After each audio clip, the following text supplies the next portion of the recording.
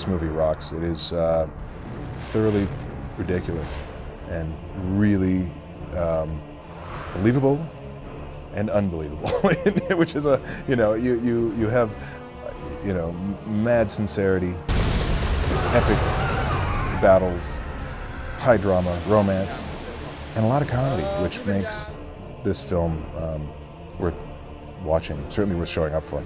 That's why I did it. It's fun. It's just fun. It's classic entertainment. It doesn't take itself too seriously. Greetings. As you know, some thieves from the Resistance have stolen my bride-to-be. I would like to procure your services. This is fit for a bribing purse. Need much more gold than this. Done. And some women. Done. There will be bonuses if you bring me the head of Cobra, their leader. All of the assassins I have sent have not returned. My character's name is Talus, and I'm a power-hungry warlord, and in the quest for more power, employ some supernatural forces through something called the Book of the Dead.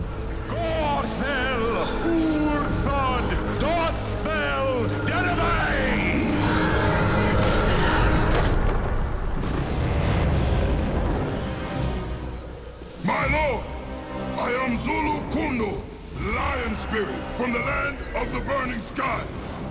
Command me! I engaged this device in order to get a little edge on my brother, played by Perlman, who's after the same crown. I'm Matthias. This takes place a number of years after the first one. I've pretty much lost everything that's important to me, everybody that I've loved, and I kind of go on this journey as a mercenary, selling my sword and my services to the highest bidder. Your chances of survival, Matthias, are minimal at best. When do I leave? Tomorrow. Well, better start drinking. And in doing that, I get sent on this quest, and while I'm on this quest, I kind of get reminded about the things that are important in life. Matthias, you stand to help a great many people. Perhaps that could provide some redemption for past sins. It's beautiful locations, huge battle sequences, explosions, incredible choreography, really interesting characters. You're really taking on a ride. Choosing that locations is as important as choosing an actor, or choosing a script, or choosing a camera angle, because that location is a character in the movie, and we have some great characters in this movie. The character I play is called Agramel, and I'm a ghost warrior. And the cool thing about Agramel is he's a guy, he's a very honorable soldier. A celebration, Lord Talus, is premature. You must remain at the ready. The only thing that you must do is obey me, slave. We are warriors of the book, my lord. But he is, only as good or as bad as the person who conjures him. Not necessarily so with the other ghost warriors, but it is with Agramel. But he's a soldier. He's very stern. He's very straightforward. His job and what he knows is to go to war, and that is what he is there for. He is conjured to go to war, and he does right off the bat. Lord, I am Agramel, noble destroyer. It is an honor to join you in battle.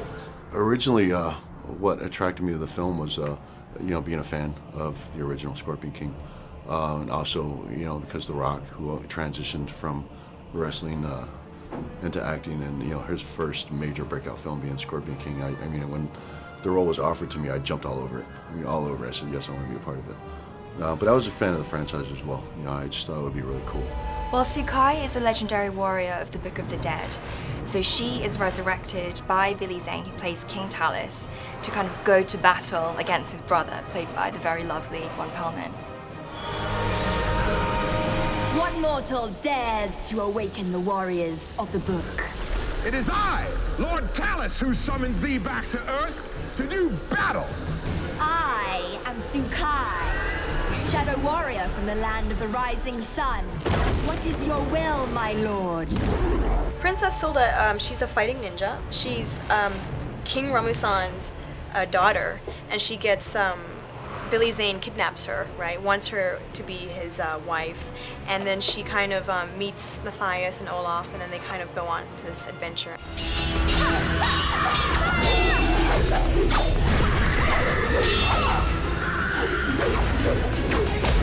You fight well, mortal.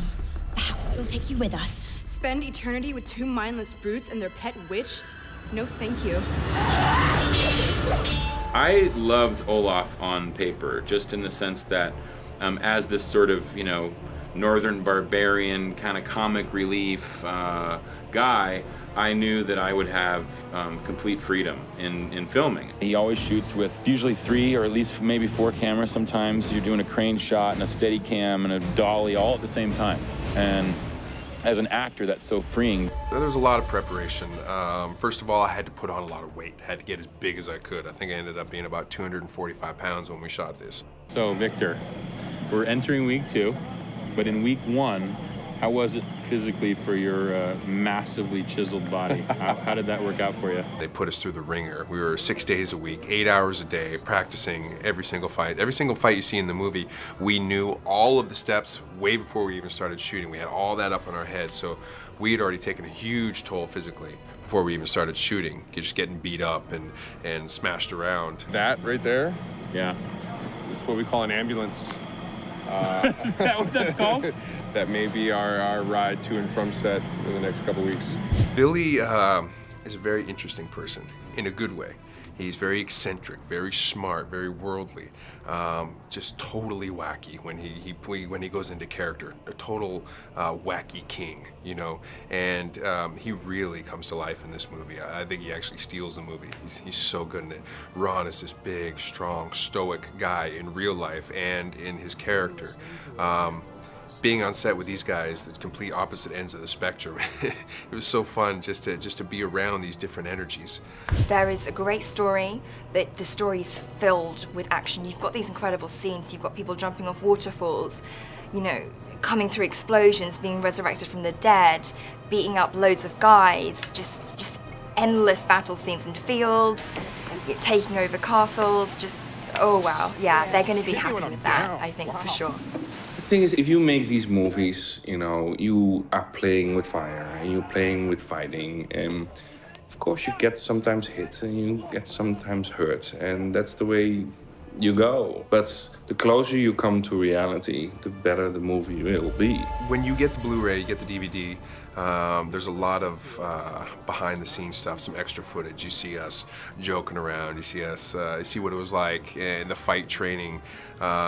You really get a sense of what it was like to be there with us shooting, and what a good time it was.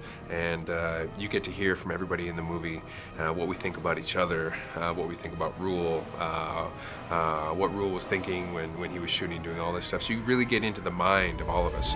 If anybody's a fan of the original Scorpion King, they're going to want to see this. Fans of this kind of movie and this series, I think are going to feel really excited about watching this. You really just get everything in this movie. I mean, it's a big epic film.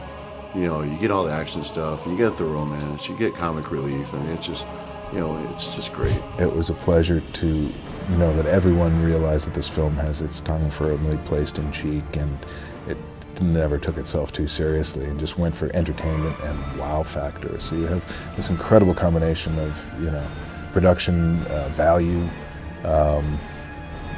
romance, comedy, and action. Action, action, action.